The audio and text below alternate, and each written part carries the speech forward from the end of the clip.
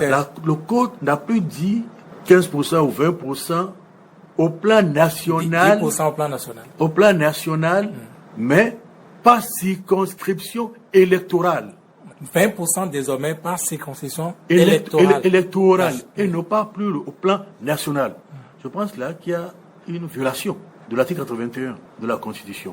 À part ça, qu'on demande un parrainage, je ne suis pas contre le principe. Je sais qu'au Mali, la Cour constitutionnelle est contre le principe du parrainage, en indiquant que cela fausse l'égalité des candidats. Moi, ma seule préoccupation, si le parrainage a pour avantage de garantir la crédibilité du scrutin, est-ce qu'il faut que ce soit un parrainage qui soit fait par les partis politiques? Au Sénégal, par exemple, c'est pas nombre d'électeurs inscrits dans un certain nombre de circonscriptions. Le parrainage citoyen. C'est le parrainage citoyen et non pas le parrainage partisan. Par ailleurs, je crois que le code électoral voté dit que le parrainage doit se faire par le parti et que le député ne peut pas parrainer quelqu'un d'autre en dehors de celui choisi par son parti. Pour beaucoup, cela enlève de la substance même du parrainage. Je ne veux pas savoir ce que ça enlève. Il y a une décision de la Cour constitutionnelle, ou deux, de 2011, qui dit que le parrainage doit se faire pas librement par chaque député et ne pas par parti. C'est une décision de la Cour, vous dites? De 2011. Deux décisions de 2011. Donc je crois que c'est du temps du professeur Diogbenou ou de son successeur, je ne sais pas quelle année il a démissionné. Mais certainement... Vous avez dit 2011, en 2011 il n'avait même pas encore le parrainage. Non, 2021, pardon, 2021. Voilà pas, je parle de Diogbenou. C'est 2021, deux décisions de 2021, qui dit que le parrainage se fait par député et ce n'est pas une affaire de parti. Donc, il y a déjà une remise en cause d'une jurisprudence de la Cour constitutionnelle. Tant que la Cour n'a pas elle-même remis en cause sa jurisprudence, elle fait partie du bloc. Cette décision fait partie du bloc de constitutionnalité, c'est-à-dire des normes de référence ayant une valeur égale à celle de la Constitution qui s'impose à tous les citoyens. Donc voilà, par exemple, le quitus. Je ne suis pas contre le principe du quitus, puisque notre Constitution, dans son article 33, je crois, dit que les citoyens ont l'obligation de s'acquitter de leurs obligations fiscales.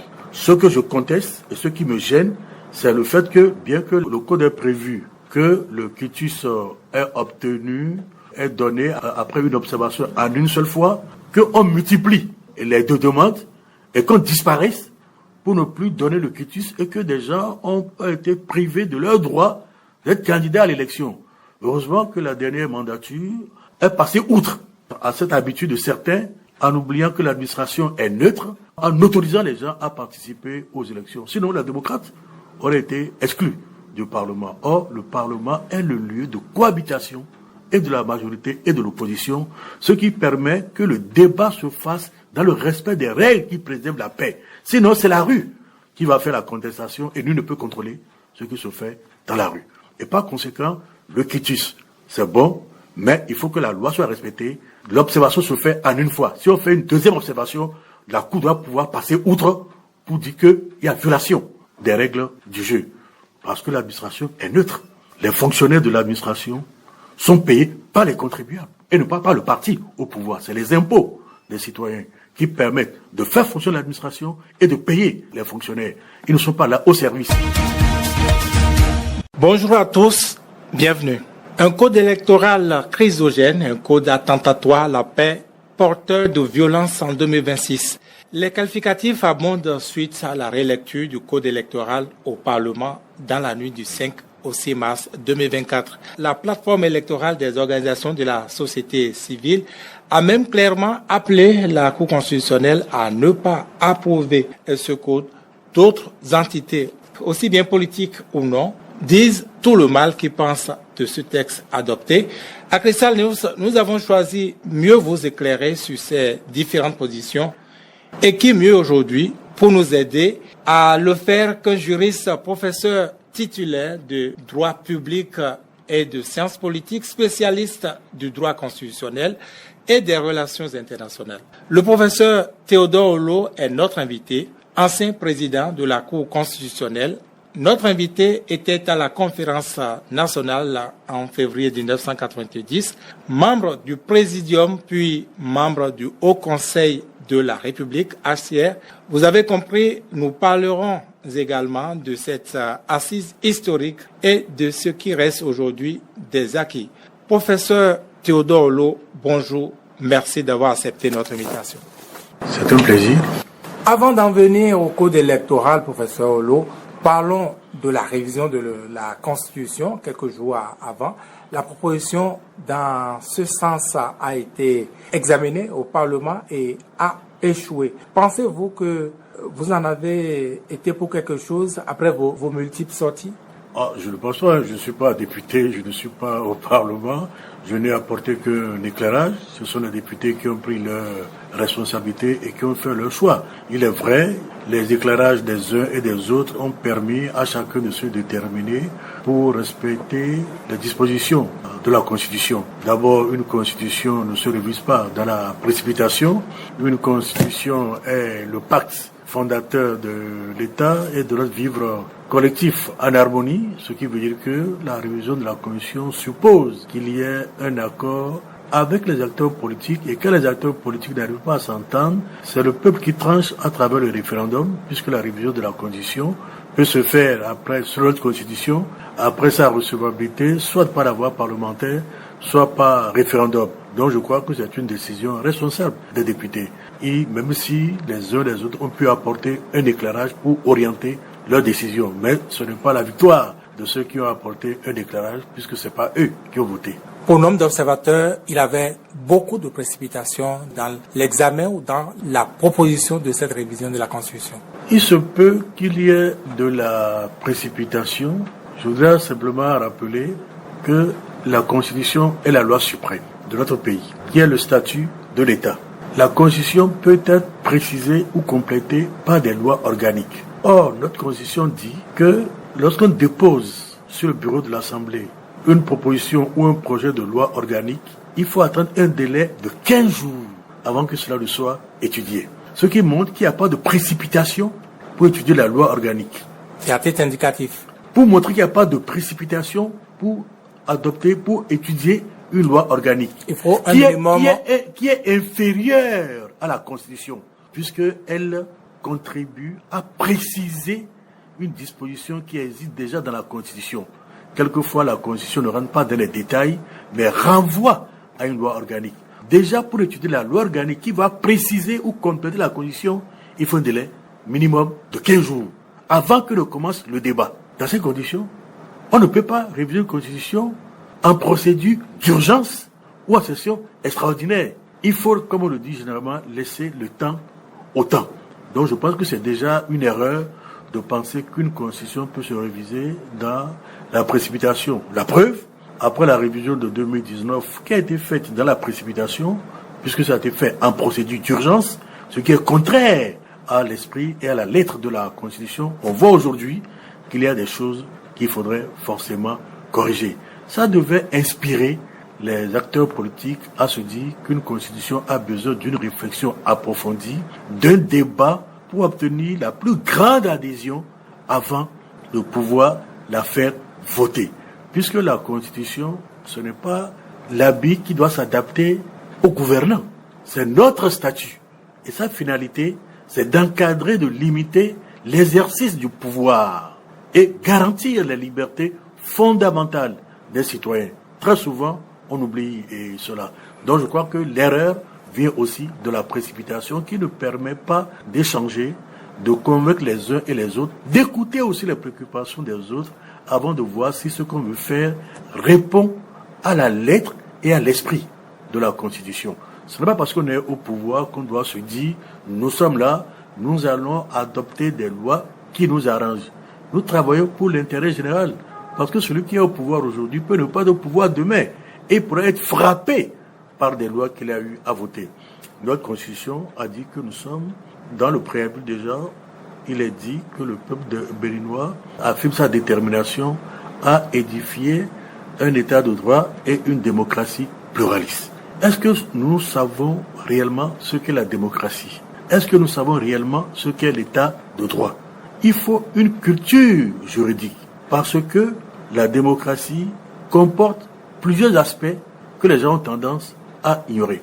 C'est d'abord, étant donné qu'on ne peut pas exercer une démocratie directe, sauf pas avoir de référendum, même quand la souveraineté appartient au peuple, le peuple l'exerce à travers ses représentants élus ou par voie de référendum. Et on dit généralement que dans la Déclaration universelle des droits de l'homme, que la volonté du peuple est le fondement de l'autorité des gouvernants issus d'élections libres et transparentes.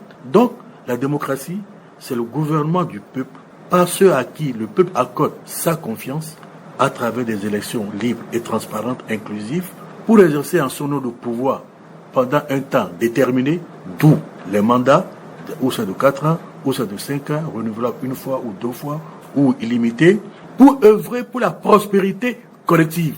C'est pas parce que je suis au pouvoir que je vais dire c'est mes intérêts que je vais privilégier. Je suis au service de la collectivité, puisque je suis payé par les impôts que paient les citoyens. Premier élément que les gens ne comprennent pas et qu'il est utile, à mon avis, de rappeler. De préciser. La démocratie, c'est aussi le consensus sur les règles de gestion pacifique des contradictions inhérentes à toute société humaine. Ce qui veut dire que, premier élément, il faut qu'il y ait un consensus. Deuxième élément, il faut que nos contradictions soient gérées de façon pacifique et non pas par la violence. Et lorsque nous disons que nous avons des contradictions, ça veut dire que nous ne pouvons pas tous penser la même chose. D'où la diversité des opinions, d'où la possibilité de critique et avec le statut de l'opposition, avec des propositions alternatives. Très souvent, on oublie. Troisième élément qu'il faut prendre en considération, c'est Aristote qui le dit, la démocratie est la faculté pour chaque citoyen d'être tour à tour gouvernant ou gouverné. Donc d'être tour à tour au pouvoir et en dehors du pouvoir. Donc ça implique, à mon avis, le principe de l'alternance.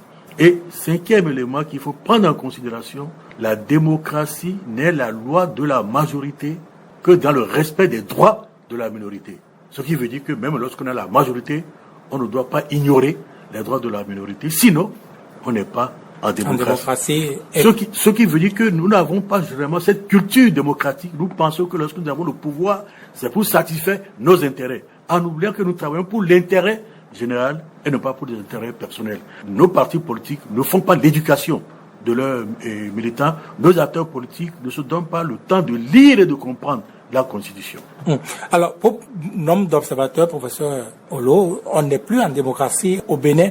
On va y revenir en détail, mais avant, vous avez parlé tantôt du délai pour examiner la révision de la Constitution qui, depuis au moins 2019, n'est plus respectée. Est-ce qu'on est capable de convoquer cela à la Cour constitutionnelle? Ne serait-ce que le principe de délai, est-ce qu'on est en mesure de saisir la Cour constitutionnelle pour cela? On peut invalider une constitution parce qu'elle a été examinée en procédure d'urgence. Je dois rappeler que nous sommes toujours au regard de notre constitution en démocratie. C'est pour cela que les règles de la démocratie s'imposent aux acteurs politiques.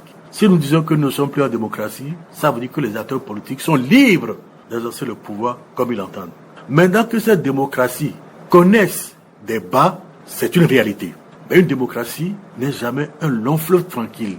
C'est la détermination et l'engagement des citoyens et le fonctionnement des organes de contrepoids pour préserver l'équilibre des pouvoirs, éviter qu'un pouvoir ne domine les autres pouvoirs qui permettent de se maintenir en démocratie. Donc il nous faut les ingrédients pour un bon fonctionnement de la démocratie que notre culture politique aujourd'hui ne nous permet pas de mettre en œuvre. Nous sommes dans l'idée que le chef est le chef, il décide de tout, alors que c'est nous qui sommes les concernés. Alors vous parlez des citoyens. Je parle des citoyens et des organes de contrepoids, ce qu'on appelle des organes de contrepoids pour préserver l'équilibre des pouvoirs, puisque le pouvoir appartient au peuple, qu'il est réparti entre des organes pour le mettre en œuvre, pour que cela ne soit pas concentré dans les mains d'un seul individu. Je vais vous donner un exemple. On n'en a pas souvent conscience.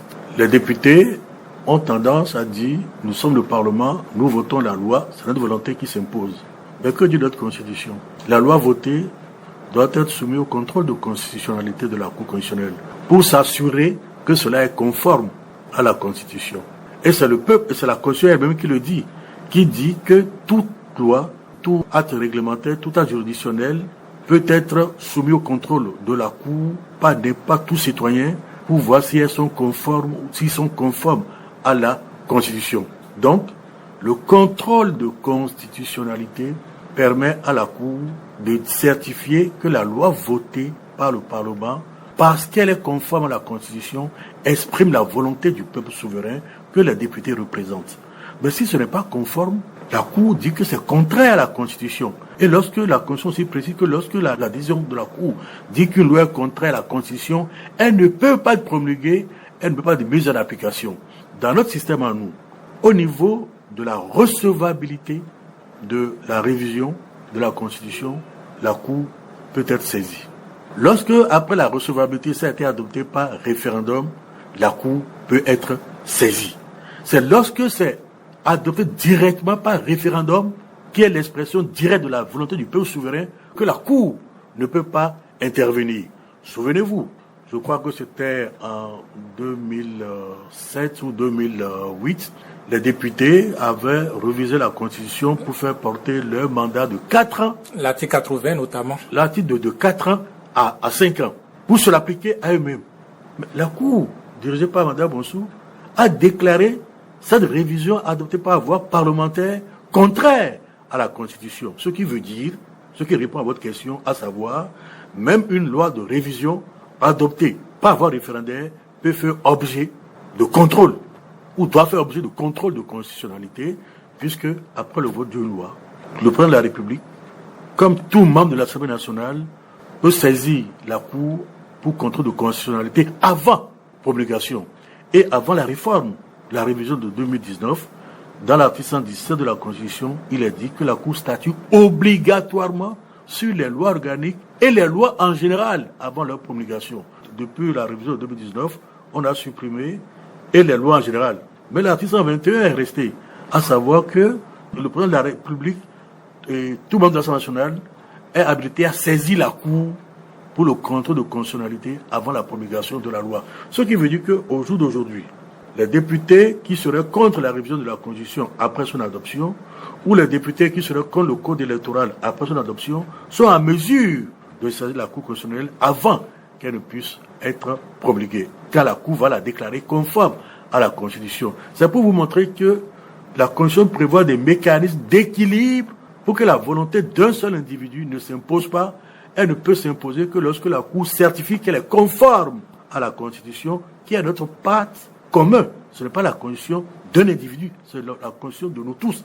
Voilà pourquoi elle a été adoptée par référendum. Alors, est-ce que sur la forme, c'est-à-dire en dehors même du contenu de la Constitution, la procédure d'urgence ou non, est-ce que la Cour peut se prononcer là-dessus? On ne l'a jamais vu elle-même se prononcer directement là-dessus. Ou est-ce qu'on peut la saisir là-dessus? La Cour n'a été saisie pour le contrôle de constitutionnalité d'une révision que 2 fois. En 2007 ou 2008 avec Mme Bonsou. Et cette loi de révision qui a été votée par les parlementaires ne l'a pas été dans la précipitation, ne l'a pas été en procédure d'urgence. Ce n'est qu'en 2019 que ça a été voté en procédure d'urgence. La Cour, en 2019, je crois, l'a déclaré contraire. Il y avait près de 47 articles en 24 heures. Or, généralement, quand on reçoit les lois, il y a une étude qui se fait. Il y a un rapport qui se fait. Il y a un débat qui se fait. Je crois que c'est peut-être à ce niveau qu'on aurait dû observer que la procédure d'urgence n'était pas compatible pour la révision d'une constitution. Et mieux, je l'ai dit et je le répète, une assemblée monocolore où la diversité des opinions n'est pas réunie, n'est pas habilitée à réviser une constitution. La preuve, la Constitution prévoit que pour la recevabilité, il faut les 4/5, non, les 3/4 les 3/4 des députés. Oui, pour la recevabilité. Et lorsque la loi est, la proposition est recevable, ou le projet est recevable, il faut les 4/5 pour la voie parlementaire ou alors par référendum. Cela dit 4/5, ça voudrait dire forcément que les voix de l'opposition ont été prises en compte. Sinon, on aurait pu dire, comme pour les lois ordinaires, la majorité simple. Sinon, on aurait pu dire, comme après une deuxième lecture, ou après les lois organiques, la majorité absolue, c'est-à-dire la moitié plus 1. Or, on dit les 4/5, ce qui suppose qu'il y a eu au moins adhésion d'autres opinions que celles de ceux qui constituaient la majorité simple ou la majorité absolue. Cette lecture permet de dire qu'une assemblée où il n'y a pas diversité n'est pas habilitée à réviser la Constitution par la voie parlementaire. Lorsqu'elle vote la recevabilité, elle doit s'adresser au peuple par voie de référendum. Et c'est le peuple souverain qui dit « je suis d'accord » ou « je ne suis pas d'accord ». Là, ça peut se faire. Elle est légitime pour la recevabilité, sans doute, mais pour le vote, c'est le référendum et non pas la voie parlementaire, puisque la diversité d'opinion n'existe pas. J'ai dit consensus sur les règles de gestion pacifique.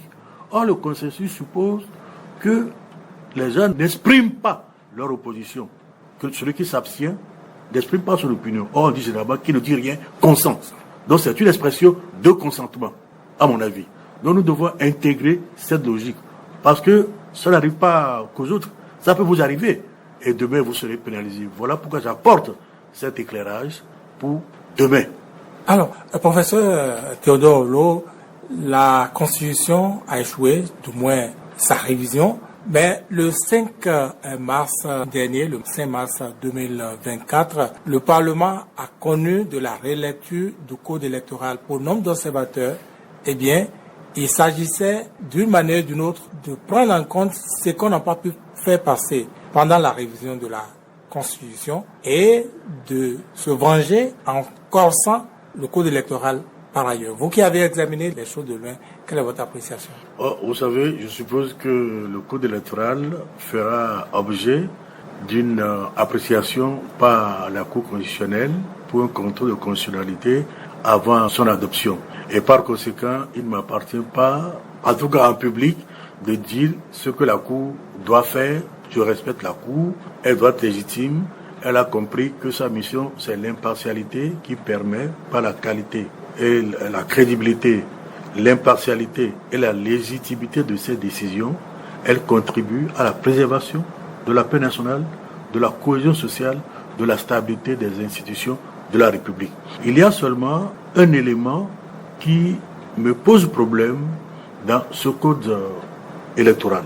La Constitution, je crois, dans son article 81, dit que les députés sont habilités à voter une loi qui détermine le minimum de suffrages à obtenir par les listes de candidature au plan national pour être éligible à la répartition des sièges. C'est ce que dit la Constitution. Bien sûr. Je crois comprendre que ce que le Code électoral voté a eu à dire, à moins que je fasse une nouvelle lecture. Le Code a ajouté une condition supplémentaire. Le Code n'a plus dit 15% ou 20% au plan national. 10% au plan national. Au plan national, mais pas circonscription électorale. 20% désormais par circonscription électorale et non pas plus au plan national. Je pense là qu'il y a une violation de l'article 81 de la Constitution. À part ça, qu'on demande un parrainage, je ne suis pas contre le principe. Je sais qu'au Mali, la Cour constitutionnelle est contre le principe du parrainage, en indiquant que cela fausse l'égalité des candidats. Moi, ma seule préoccupation, si le parrainage a pour avantage de garantir la crédibilité du scrutin, est-ce qu'il faut que ce soit un parrainage qui soit fait par les partis politiques? Au Sénégal, par exemple, c'est pas nombre d'électeurs inscrits dans un certain nombre de circonscriptions. Le parrainage citoyen. C'est le parrainage citoyen et non pas le parrainage partisan. Par ailleurs, je crois que le code électoral voté dit que le parrainage doit se faire par le parti et que le député ne peut pas parrainer quelqu'un d'autre en dehors de celui choisi par son parti. Pour beaucoup, cela enlève de la substance même du parrainage. Je ne veux pas savoir ce que ça enlève. Il y a une décision de la Cour constitutionnelle, ou de 2011, qui dit que le parrainage doit se faire pas librement par chaque député et ne pas par parti. C'est une décision de la Cour, vous dites? De 2011. Deux décisions de 2011. Donc je crois que c'est du temps du professeur Diogbenou ou de son successeur, je ne sais pas quelle année il a démissionné. Mais certainement... Vous avez dit 2011, en 2011 il n'avait même pas encore le parrainage. Non, 2021, pardon, 2021. 2022. Voilà pourquoi je parle de Diogounou. C'est 2021, deux décisions de 2021, qui dit que le parrainage se fait par député et ce n'est pas une affaire de parti. Donc il y a déjà une remise en cause d'une jurisprudence de la Cour constitutionnelle. Tant que la Cour n'a pas elle-même remis en cause sa jurisprudence, elle fait partie du bloc. Cette décision fait partie du bloc de constitutionnalité, c'est-à-dire des normes de référence ayant une valeur égale à celle de la Constitution qui s'impose à tous les citoyens. Donc voilà, par exemple, le quitus.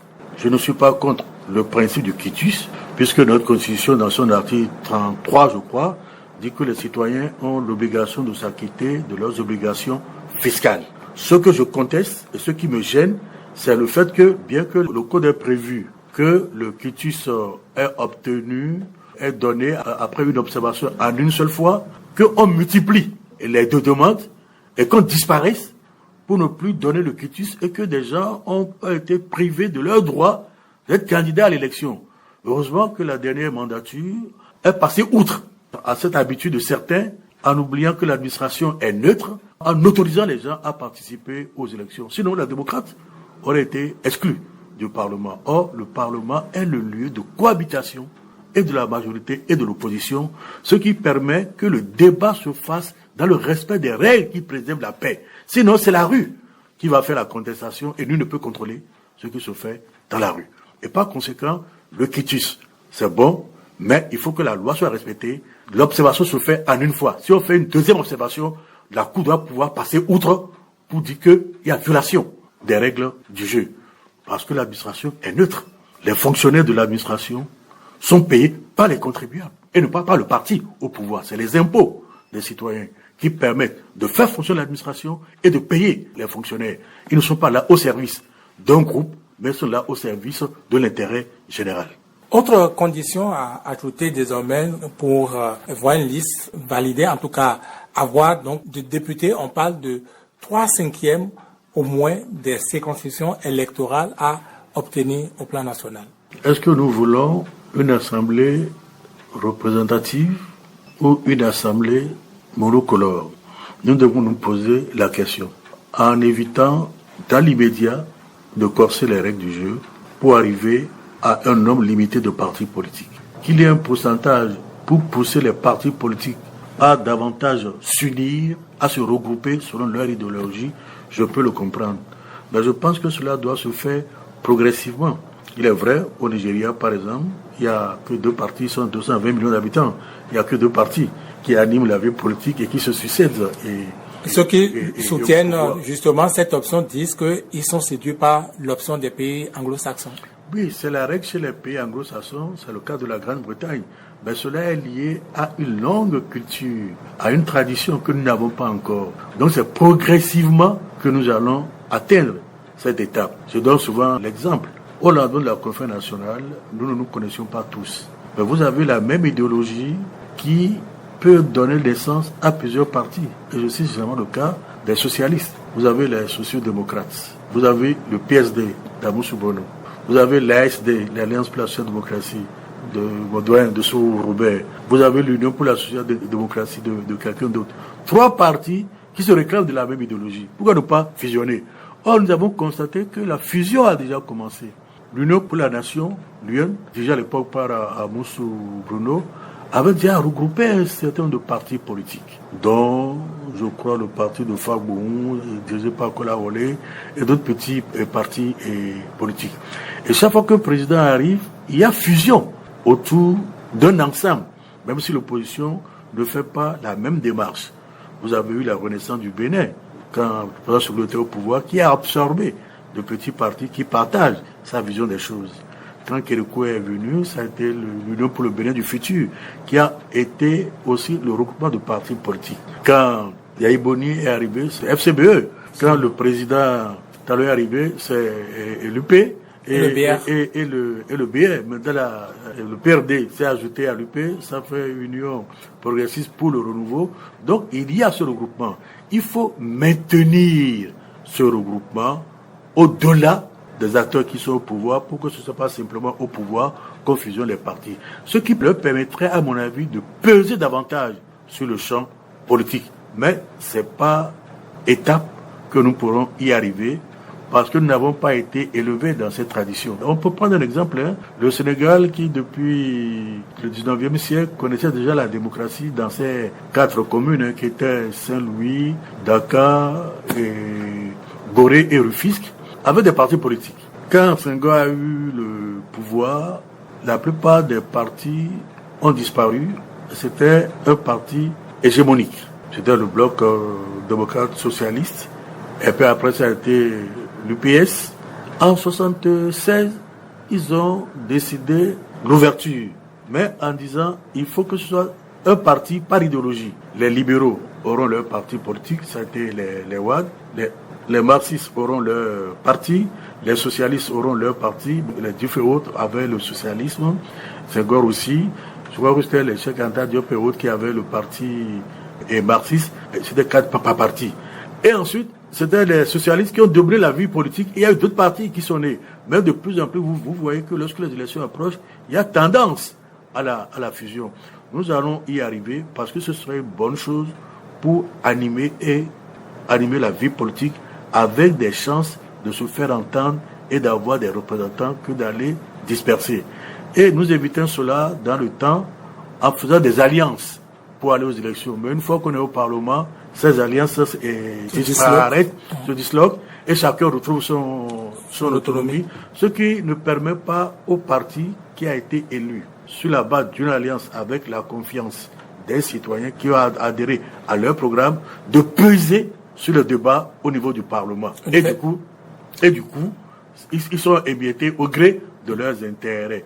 Donc, aller vers une rationalisation des partis politiques en limitant leur nombre progressivement est une bonne chose de mon point de vue, mais cela ne doit pas se faire en marche forcée. Il faudrait que nous y adhérions, que nous en comprenions l'utilité pour nous battre pour préserver cela. Sinon, celui qui est là aujourd'hui, qui l'a imposé, si demain il n'est plus là, on va dire, bon, nous sommes libres, nous pouvons reprendre nos vieilles habitudes.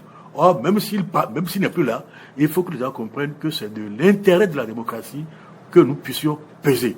Je dis bien aux États-Unis, il n'y a pas que deux partis en réalité. Il y a le parti marxiste et autres, le parti communiste et autres, mais pour les élections, c'est sur 2 grands blocs. Le Congrès, les démocrates et les républicains.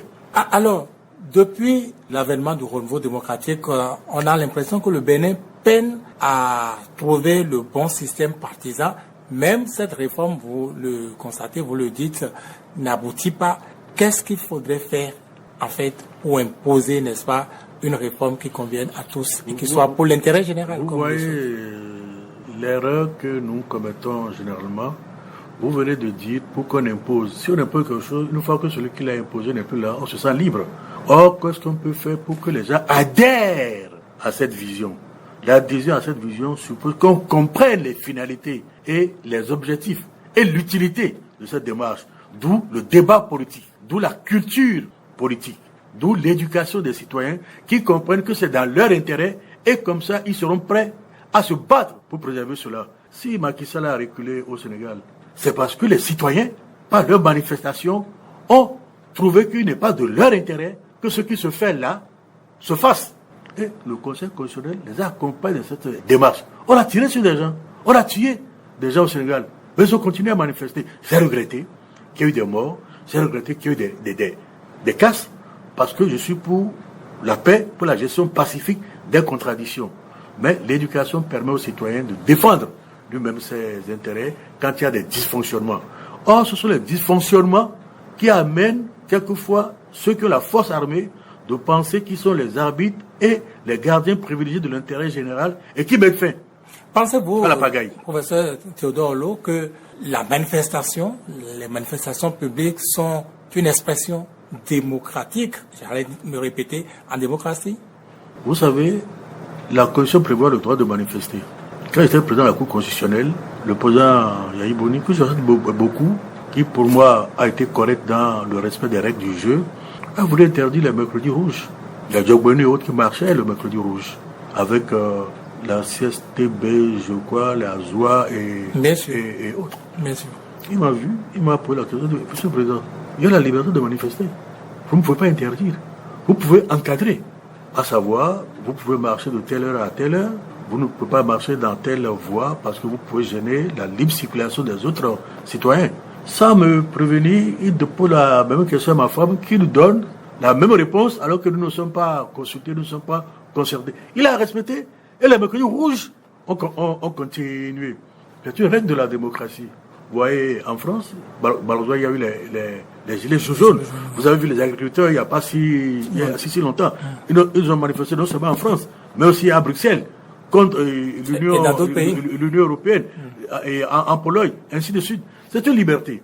Mais il ne faut pas casser, il faut respecter les règles du jeu et ne pas gêner le droit des autres de circuler librement ou de ne pas participer à une manifestation. C'est comme la grève. Il y a des gens qui mettent des piquets de grève. On dit non, vous avez décidé d'aller en grève, c'est votre droit. Mais vous ne pouvez pas empêcher les autres qui veulent aller travailler, d'aller travailler. On respecte la liberté de chacun. C'est ça la démocratie. Et pourtant, au Bénin aujourd'hui, ce n'est pas une liberté dont les Béninois, les citoyens jouissent. Les manifestations sont presque interdites. C'est une violation de la Constitution parce que c'est prévu, la garantie de cette liberté, c'est prévu dans la Constitution. Je vous ai dit que la finalité de la Constitution, c'est encadrer l'exercice du pouvoir par les gouvernants et garantir les libertés des citoyens. Je vous rappelle que la Cour constitutionnelle est l'organe garant des droits fondamentaux et des libertés publiques. En dépit elle est aussi l'organe régulateur du fonctionnement des institutions, de l'activité des pouvoirs politiques, des juges électoraux, s'assurer de la conformité des lois et règles à la Constitution. C'est déjà garanti. Ces libertés, quand vous prenez la Constitution, le premier titre est consacré, je crois, à l'État et à la souveraineté. Le deuxième titre est consacré aux droits et aux devoirs avant que le troisième titre nous parle des organes, à savoir la présidence de la République, le pouvoir exécutif, le pouvoir législatif, la Cour constitutionnelle, le pouvoir judiciaire, le Conseil économique et social, la Cour des comptes, la Haute Cour de justice, le pouvoir judiciaire, et la HAC, ainsi de suite. Et vous avez vu que pendant les premières années du renouveau démocratique, il y avait la haute autorité de l'audiovisuel de la communication qui est garante de la liberté de presse et d'opinion. Et chaque mois, sous la première mandature du temps de René Dossa, paix à son âme, on fait le point de l'occupation du temps d'antenne des chaînes publiques et par la majorité et par l'opposition. Et si la majorité a dépassé de 2 heures, on donne la même possibilité à l'opposition de rattraper ce retard pour qu'il y ait équilibre. Quand le chef de l'État, intérêt général, intervient, le chef de l'opposition est habilité dans la même durée à intervenir. Parce que c'est les médias du service public et non pas l'organe de propagande de celui qui exerce le pouvoir.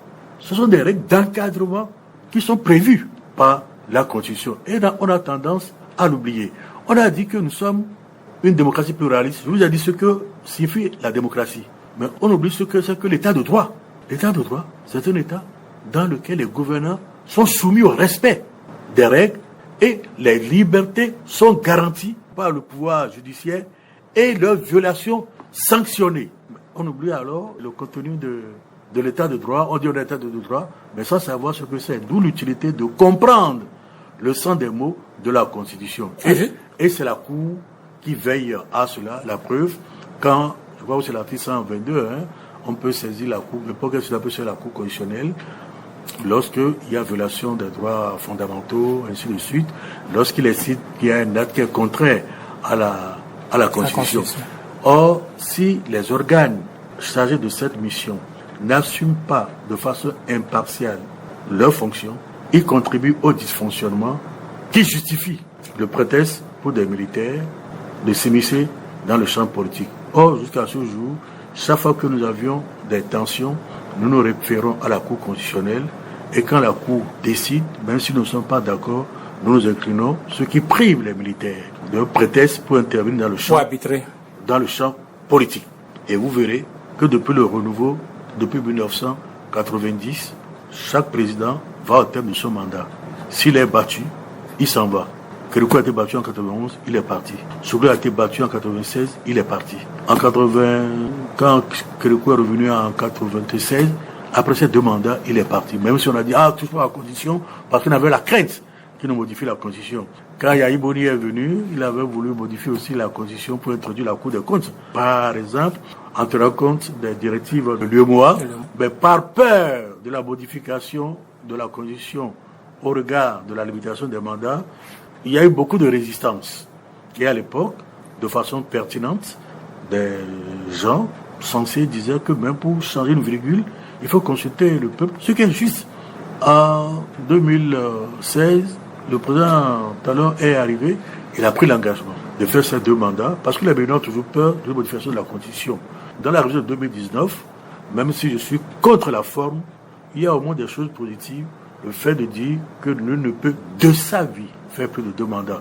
Espérons que cette disposition non seulement sera toujours maintenue et qu'elle sera respectée. Ça ne calme pas les Béninois apparemment. Oui, parce qu'on a vu que dans beaucoup de pays de la sous-région, au Togo, au Cameroun, au Gabon, la même disposition existait. Mais on a révisé la Constitution pour faire sauter le verrou. Mieux, on a organisé, alors que nous sommes en République, la succession héréditaire. Et ça, c'est souvent dans les pays francophones. Et Adema est mort. C'était Nachaba, président de l'Assemblée nationale, qui était en mission à l'État en France, président de l'Assemblée nationale qui devait lui succéder. On l'a empêché d'atterrir à Lomé. Il est venu au Bénin. C'est son fils, fort, qu'on a fait élire, qu'on a choisi. Idriss Déby est mort. C'est son fils. Alors que la Constitution prévoit que c'est le président de l'Assemblée nationale qui, en cas de décès ou d'empêchement, doit lui succéder. Au Gabon également. Au Gabon, Bongo est mort, c'est son fils qu'on a fait venir. C'est les pays francophones. Regardez au Nigeria, par exemple. Au Nigeria, à côté, Yaradua est mort en coup d'essai de son mandat. Ce n'est pas son fils qu'on a fait venir. C'est Goodluck Jonathan qui lui a succédé. Le président de la Tanzanie est décédé. C'est la vice-présidente, la dame qui lui a succédé. Au Ghana, ça a été la même chose. Ce qui veut dire que notre culture générale, notre culture politique a des lacunes, et tant que nous n'allons pas combler cela, nous allons penser que cela, c'est la règle. Même au Congo démocratique, quand Laurent Désiré Kabila est mort, c'est son fils, adoptif Laurent Kabila, qu'on a appelé pour lui succéder. Heureusement que lui, il a été battu, il a subi sa défaite, il est parti. C'est Tshisekedi qui est là. Actuellement, comment on peut expliquer que au Nigeria, cela semble marcher, ce dont vous parlez, l'alternance marche, alors que c'est un pays à tort raison affublé de pagaille, pays de désordre. Comment expliquer que ça marche dans un pays aussi peuplé? Je vous ai dit que c'est lié à la culture démocratique. La colonisation française a une administration centralisée. Et ce n'est qu'après la Deuxième Guerre mondiale, sauf au Sénégal, que nous avons commencé par avoir des élus. Et il y avait les évolués qui avaient le droit de vote, et les autres, l'indigénat, qui étaient des sujets qui n'avaient pas le droit de vote. Ce n'est qu'après cela, à la Deuxième Guerre mondiale, que cela est arrivé. Le Nigeria, c'est l'administration indirecte, ce qui veut dire qu'on a laissé fonctionner les Émirats dans le nord. Alors que nous, nos chefs traditionnels, nous sommes des chefs de canton, mais n'avaient plus d'autorité légitime. Il y a eu donc cette tradition que nous n'avons pas. Au Nigeria, sous la Première République, vous avez des partis ethniques. Le Nord, qui était le plus peuplé, avait ses partis. Les Ibo avaient leur parti. Au Nord, c'était Amadou Bebelo, qui était le chef du parti. Son vice-président était Aboubakar Balewa Tafawa, qui a accepté d'être le premier ministre fédéral, tandis que Amadou Bello n'est que le premier ministre du Nord. Les Ibo avaient comme leader Azikwe, qui va devenir président après. Les Yoruba avaient leur leader Awolowo. Et c'est après que la Deuxième République est passée de, je crois, 3 États à 12 et 19 États. Maintenant, on est à 36 États, ce qui veut dire qu'il n'y a plus des États fondés sur des ethnies. Et du coup, je crois depuis 1987, sur la Deuxième République, le bipartisme a été imposé. Ça n'a pas été facile, mais les gens maintenant sont habitués à cela parce que dans leur culture, ils ont vu fonctionner le système britannique, où c'est 2 partis qui permettent l'alternance. Longtemps, c'était les conservateurs et les libéraux. Les libéraux ont perdu de leur influence. Aujourd'hui, c'est les conservateurs et les travaillistes. Bon, nous sommes liés à la culture française. Ce n'est pas 2 partis. C'est une pluralité. de partis qui créent des alliances après. Par exemple, vous avez vu l'UPS qui avait la France insoumise, qui avait les écologistes, qui avait les communistes, qui avait les socialistes. Maintenant, ils vont en rang dispersé aux élections européennes. Nous n'avons pas dans le futur on peut être d'une cette tradition. culture et choisir un autre modèle. C'est l'éducation qui nous amène à comprendre les bonnes choses d'un autre modèle. Or, les partis politiques ne font pas ce travail d'éducation et ils pensent que c'est inné. Et c'est ça le drame. N'oubliez pas que notre constitution nous a dit, par exemple, qu'il faut enseigner les droits de l'homme dans tous les cycles de formation, même au niveau des militaires. Le rôle des partis politiques, c'est pas simplement de contribuer à l'expression du suffrage. Dans certains pays, il est dit qu'ils contribuent à l'éducation de leurs militants. Une transition. Donc, il faut ce rôle au niveau des partis politiques. Une transition tout trouvée pour parler de la conférence nationale. Théodore Lo, vous étiez à cette assise, vous étiez d'ailleurs membre du présidium. Pour beaucoup, c'est la faute à la conférence nationale. Elle n'a pas prévu les facteurs, les garanties pour que la culture démocratique soit véritablement assise dans le pays. Et voilà pourquoi on est dans cette situation. Vous savez, nous sommes allés à la conférence nationale parce que nous étions dans un régime qui avait instauré le monopole politique et la violation massive des libertés fondamentales. Les gens étaient condamnés ils étaient envoyés à Segbana. Le parti Travailleur populaire du Bénin était le parti unique qui dirigeait l'État.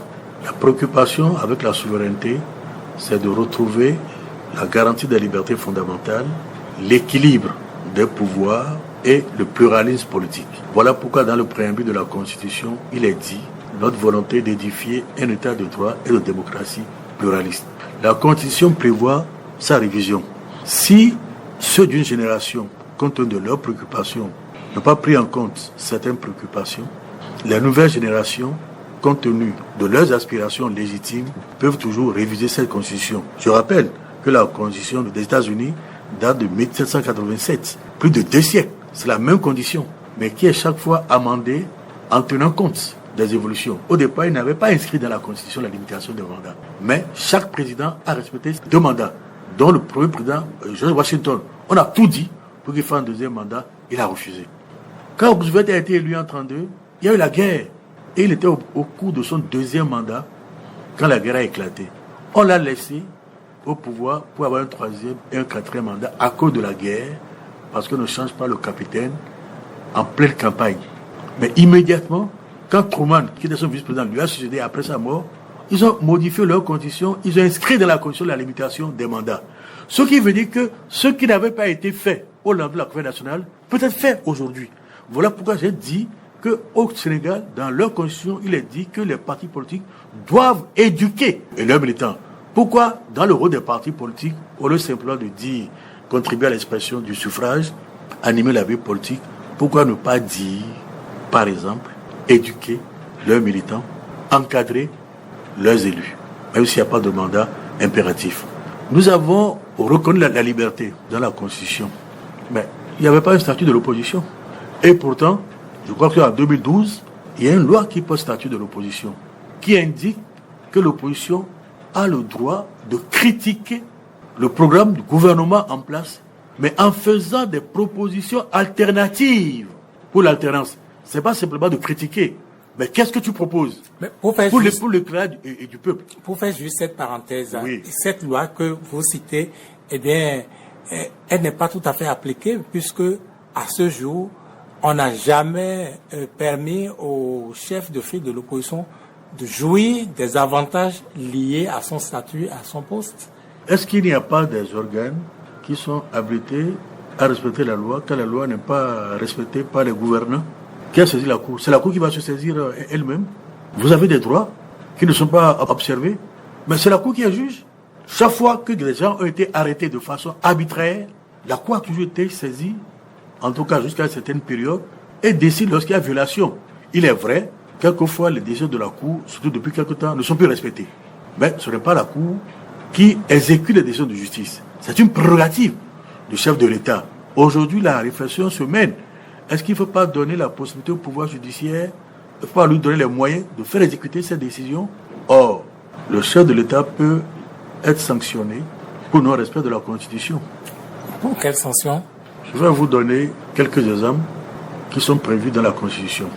L'outrage au Parlement, quand le chef de l'État est interpellé par le Parlement, qui ne se présente pas et qui n'envoie pas un ministre pour s'expliquer, que la Cour est saisie pour violation de la Constitution parce qu'il a prêté serment le président de respecter la Constitution, que la Cour confirme qu'il doit obtempérer. Je crois que c'est un délai d'un mois ou d'une semaine, je ne me souviens plus très bien, mais lui donne un délai. S'il finit ce délai, il ne l'a pas fait, il peut être poursuivi devant la haute cour de justice pour violation de la Constitution. Est-ce que beaucoup le savent? Nous, citoyens, nous devons connaître notre Constitution parce que nous sommes les premiers garants du respect de la Constitution parce que c'est notre statut et c'est la garantie de nos droits. Dans notre Constitution, il est écrit, pendant la première Constitution, il est fait référence à la Déclaration des droits de l'homme de 1789. Dont l'article 16 dit que une société ou un État où la séparation des pouvoirs n'est pas garantie, ni la liberté des citoyens, n'a pas de constitution. Dans la constitution, c'est garantir la séparation des pouvoirs pour éviter qu'un seul ne concentre dans ses mains le pouvoir politique et les libertés doivent être respectées et leurs violations sanctionnées. Vous avez des députés, alors que nous avons parlé de séparation des pouvoirs qui suppose équilibre des pouvoirs pour éviter qu'un pouvoir ne domine l'autre. Voilà pourquoi on parle de contrepoids, séparation, indépendance et équilibre des pouvoirs, qui disent que dans le régime présidentiel du Bénin, c'est le chef de l'État qui est la clé de voûte du système. Ce qui n'est pas la définition du régime présidentiel. C'est le régime présidentialiste négro-africain que nous avions connu avant le renouveau démocratique, qui faisait du président de la République le patron du champ politique. Parti unique, c'est lui qui désigne les députés au Parlement. Il peut dissoudre le Parlement et le Parlement n'a pas la possibilité de le renverser. Donc, en fait, c'est l'empereur. Donc, il n'y a pas d'équilibre. Si vous lisez bien notre Constitution, cette possibilité n'existe plus. Même quand le président dit qu'elle ne va pas promulguer une loi, que le président national saisit la Cour, que la Cour dit que cette loi est conforme à la Constitution, cette loi devient exécutoire. Donc, on dépasse l'opposition du président de la République. L'ordre du jour de l'Assemblée n'est pas décidé par le président de la République, alors qu'avant, c'est le président de la République qui a arrêté l'ordre du jour du Parlement. Le Parlement est simplement informé d'après notre Constitution de l'ordre du jour, ce qui montre qu'il y a un certain équilibre qui est voulu.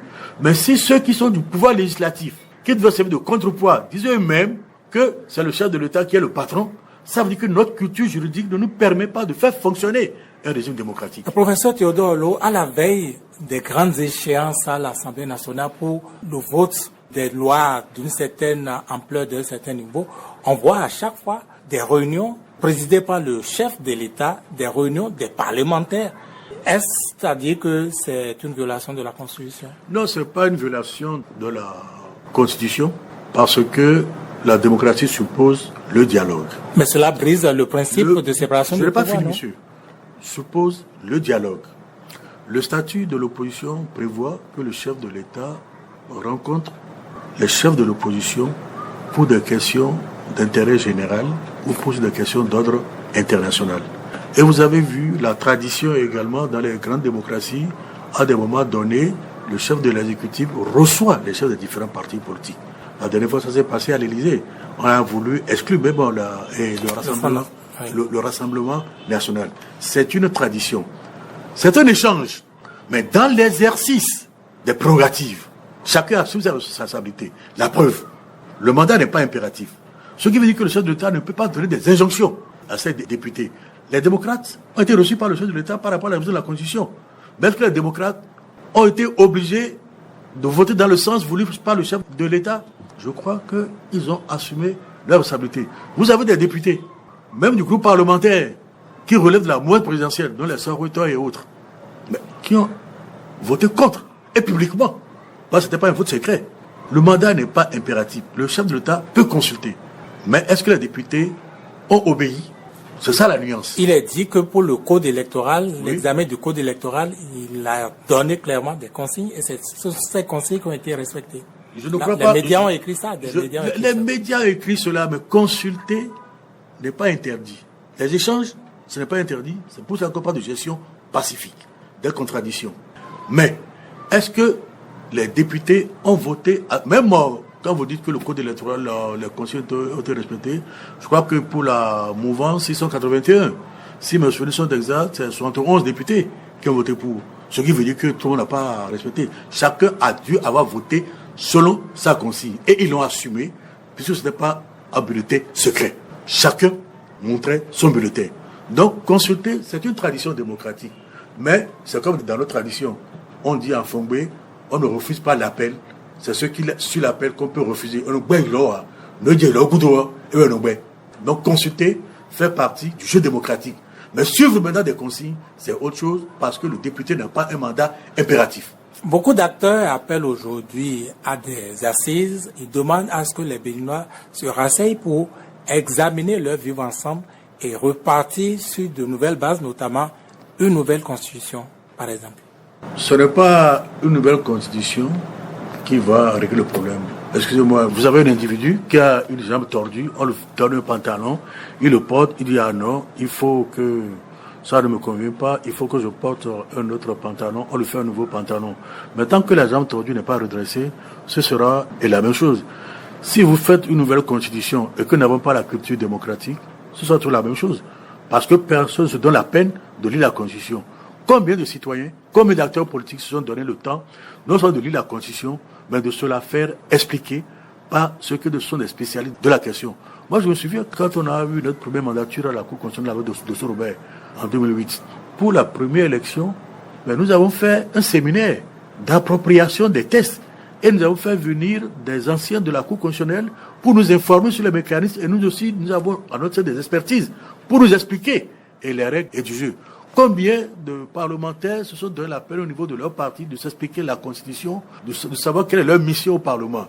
Si vous n'avez pas cette culture, même si vous adoptez une nouvelle Constitution, vous serez confronté. Alors une dernière question pour finir, professeur Théodore Olo. Comment faire en sorte que les citoyens béninois s'approprient la démocratie et participent à la vie démocratique du pays? On ne naît pas démocrate, on devient démocrate. Je donne souvent l'exemple d'une grande démocratie du monde d'aujourd'hui. C'est la République fédérale d'Allemagne. Ils n'ont jamais connu la démocratie, sauf de 1919 à 1933, après la Première Guerre mondiale. Ce qu'ils ont appelé la République de Weimar. Et c'est pas la voie démocratique que Hitler a gagné les élections de 1933 après avoir tenté un coup de force et arrivé au pouvoir. Mais ils ont créé, je ne sais pas si c'était Konrad Adenauer, ils ont créé une fondation qui sert de laboratoire d'idées pour éduquer les citoyens à la pratique de la démocratie. Au lendemain de la Deuxième Guerre mondiale, les Américains, les Anglais et les Français qui avaient des zones d'occupation de l'ancienne Allemagne ont fusionné ces trois territoires pour en faire la République fédérale d'Allemagne avec la Constitution de 1949. Les partis politiques ont créé des fondations. Hans Seidel pour les sociodémocrates de la Bavière, Friedrich Ebert pour les socialistes, Friedrich Naumann pour les libéraux. Il y avait dans les années 55 et 65, il y avait Konrad Adenauer qui existait et déjà la CSU pour la CSU.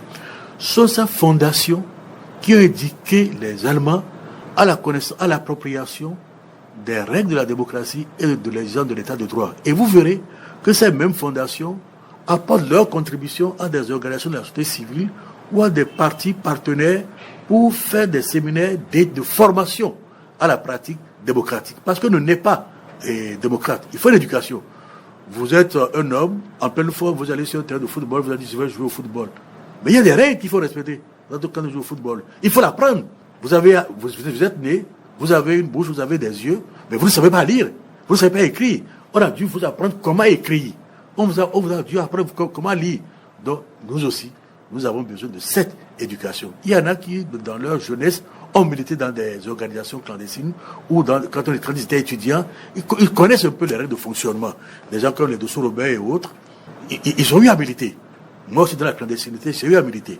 Professeur Théodore Olo, nous arrivons au thème de cette émission. Je souhaite simplement que nous connaissions les règles du jeu, que nous comprenions que nous sommes des frères et non pas des ennemis, que nous puissions œuvrer pour notre vivre en harmonie, pour la paix, condition de la stabilité des institutions qui permet, à mon avis, le développement du pays, développement qui suppose que nos besoins essentiels sont satisfaits et qu'il y ait une redistribution de la richesse nationale pour que ce ne soit pas une prime aux gouvernants, que ceux qui se prennent aussi aux affaires puissent satisfaire leurs besoins essentiels. Moi, c'est ma prière chaque jour pour le pays. Merci à vous, professeur Olo, ancien président de la Cour constitutionnelle. Merci d'être venu sur cette émission Grand Angle. Merci à chacun, merci à tous de nous avoir suivis. La réalisation technique a été assurée par Samuel Hundio. Grand Angle, c'est encore dimanche prochain.